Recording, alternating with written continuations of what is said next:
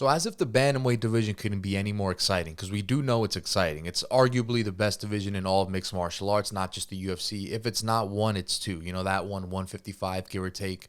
But bantamweight's very interesting right now. And somebody in the division who is extremely interesting in terms of who he could face down the line is Sean O'Malley. You know, anytime I think about Sean O'Malley and I look at the success that he's going to have down the line, you know, in terms of beating top 5 guys, getting to a championship fight, et cetera, you look at that and you say, well, he might have to face Cheeto Vera again. And that's interesting because obviously we know that Cheeto Vera's faced him once before. Cheeto Vera is the one in Sean O'Malley's 15-1. And, you know, Sean pretty much turns it down and says, for the most part, to sum it up, he says that Cheeto got lucky. That's what I would say, you know, because he says Cheeto hit on a nerve with his toe that just shut his entire calf down, I guess, I would think. I'm not a doctor.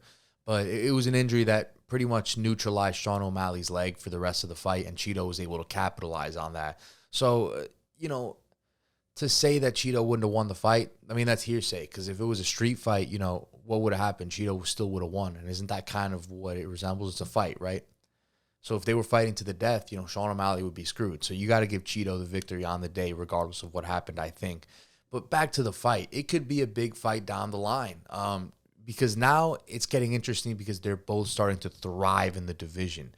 You know, it's almost like Colby Covington and Kamaru Usman in a way where these guys, Colby and Kamaru, were beefing ever since they were in the last table at the press conferences. You know, these guys were in the third table all the way in the back, and they're yelling at each other, shouting and screaming.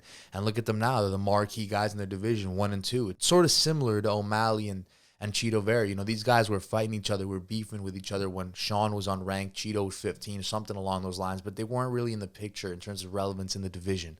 And look at them now. You know, that storyline could carry over, but now at the top of the division. I love when something like that happens, you know, when guys have a beef and it carries over to them having to meet eventually. I think those are such organic storylines, and they make for great fights, and they make for great entertainment, because that's what we're all here for. Entertainment, right, at the end of the day.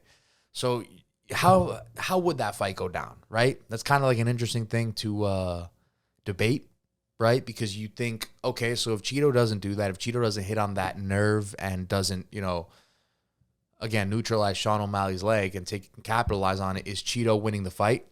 Sean O'Malley's been very clear that he was beating the shit out of him prior to Cheeto hitting that nerve and, you know, the leg's gone. So again, could it have gone the way that O'Malley says it would have gone, or the way O'Malley sort of hints that it would have gone if the injury hadn't happened? Sure, but we don't know that again. So it just goes back to it makes for a great fight, a very interesting fight. And Cheeto Vera doesn't have a fight lined up right now, but he just picked up an incredibly impressive performance against Rob Font, and it was something that really, I would say, solidified him in that bantamweight division, in that top 5, and it really, it's like he kicked down the door and said he's arrived. You know, if he fights Cruz, if he can get past Cruz, if that fight is to be true, if Sean O'Malley can get past Pedro Munoz, because that's who he's fighting, and I think it's a favorable matchup for O'Malley, I really do, and I think it's a fight that'll stay standing for the most part, and then O'Malley will be able to thrive for sure. I think the UFC was smart in the matchmaking with that one, and so, yeah, I can see a scenario where both these guys get past in their next fight, you know, and that could be a big fight down the line. Cheeto Vera beats Dominic Cruz. Sean O'Malley beats Pedro Munoz. Hey, man, that's a big-time fight. I mean, where's Pedro Munoz ranked in the bantamweight division? Well, he's 10, so maybe Sean would have to get one more win to get into, like, a top 5 sort of position where he could fight Cheeto Vera, because it's almost on, you know, Cheeto Vera is going to be the A side of this fight now if it were to happen, because I would imagine he would be the higher-ranked guy.